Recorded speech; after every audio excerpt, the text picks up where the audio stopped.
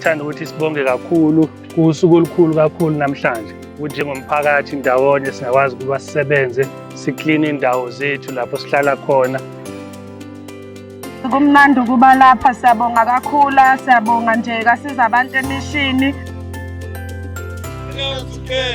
It's so nice to be part of the cleanup and to make a difference in our community.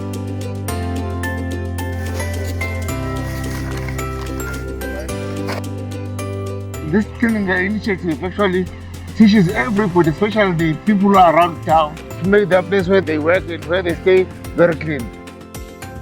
Kwa 74 lo indlela athi uyiyona ubungcolile, kodwa ke bakwazela ukuthi babe ingxenye nathi kube khona okwenzakalayo.